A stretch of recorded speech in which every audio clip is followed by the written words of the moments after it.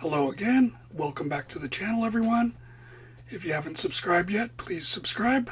My name is Kevin, and today I want to talk to you about something that many hosts are talking about. When guests do something wrong and break something or damage your property, about collecting for that.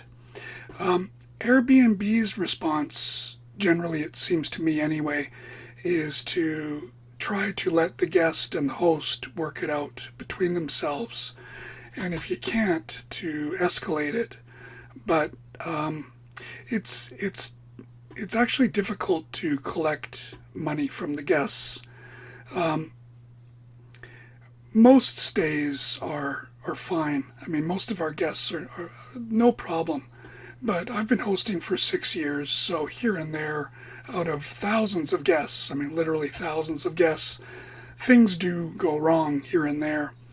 And I've had a few instances where I've tried to collect a little bit of money, and invariably the guest just said no.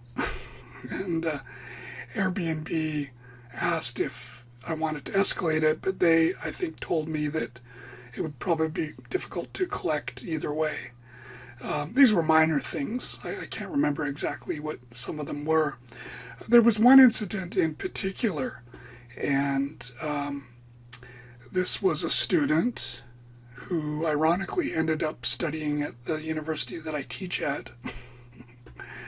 And I don't think he knew that at the time. But anyway, so he was staying at one of our guest houses. And it was winter, it was cold, so it was a cold night. And he decided that he was going to move one of our heaters very close to the bed. But he put it so close to the bed that he nearly burnt down the guest house and nearly killed himself. I don't think he realized how close he came to dying.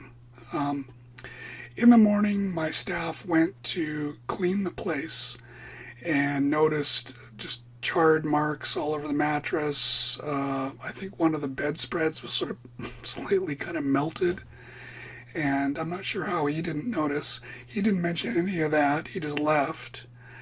And so I decided, this is a good lesson for him, and he's damaged my property, so I want to collect. So I put in for collecting from him. And sure enough, he refused. And I said, okay, I may take this higher with Airbnb. And then he remembered, oops, I forgot my cell phone at the guest house. So I said to him that if he wanted his cell phone back, that he had to pay me, I think it was only $30. I only claimed about $30 for permanent damage to my mattress and our bedspread.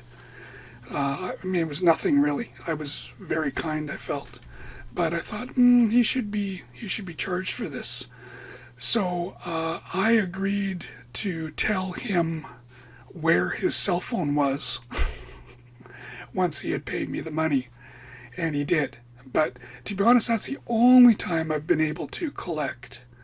So I'm different from a lot of hosts. I read on the internet a lot of hosts asking for a deposit beforehand, and maybe that's a good idea.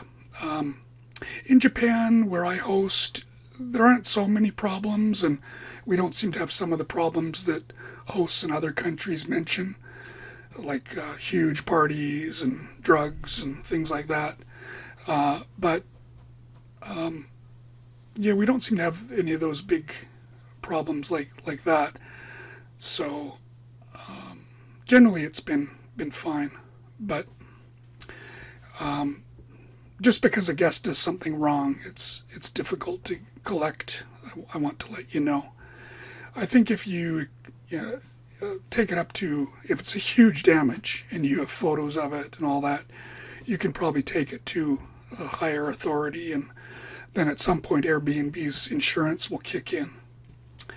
But you have to be able to prove that to them. So yeah, I just wanted to relate that story to you. Thank you for watching.